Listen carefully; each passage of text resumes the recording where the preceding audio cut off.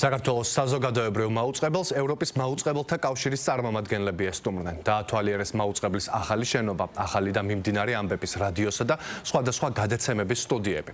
გაეცნენ თანამშრომლების მუშაობას დასასრულს კი შეხვედრა გამართეს საზოგადოებრივი მაუწყებლის დირექტორთან, რასაც მენეჯმენტის წარმომადგენლებიც დაესწრნენ.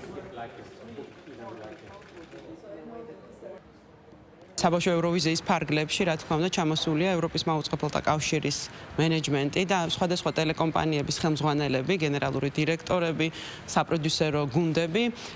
ეტაპობრივად ყველა მოდის ჩვენი ახალი შენობის სანახავად, იმიტომ რომ ნამდვილად ეს ერთგვარი ინსტალაცია და ერთგვარი რეფერენსია, მაგალითი რეგიონისთვის და არა მარტო რეგიონისთვის, ძალიან ბევრ ევროპულ ტელევიზიას არ აქვს ისეთი ტექნოლოგიური ან თუ კიდე ინფრასტრუქტურული შენობა, როგორიც ახლა ჩვენ საქართველოში უკვე გვაქვს და ძალიან ამაყები ვართ, რომ ვიღებთ, ასე ვთქვათ, კომენტარებს, რომელიც სატელევიზიო ჩვენი ინდუსტრიისთვის ერთ-ერთი საუკეთესო შეფასებაა.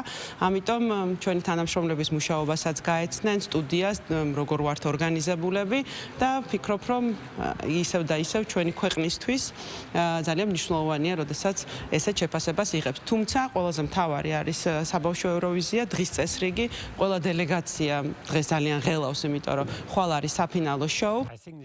ვფიქრობ, ეს არის საოცარი შენობა. ძალიან ჭკვიანურადაა დაგეგმილი, როგორცაა აშენებული და ინტეგრირებული ტექნოლოგია. გონია, რომ ეს არის ძალიან სასიამოვნო ადგილი სამუშაოდ და ვფიქრობ, რომ შემოქმედებითი ადამიანები ნამდვილად იმსახურებენ ასეთ ადგილს, რადგან ასეთი გარემო მათ შთაგონებას აძლევს უფრო ლამაზი ისტორიების შესაქმნელად. ასე რომ ეს შთამბეჭდავია.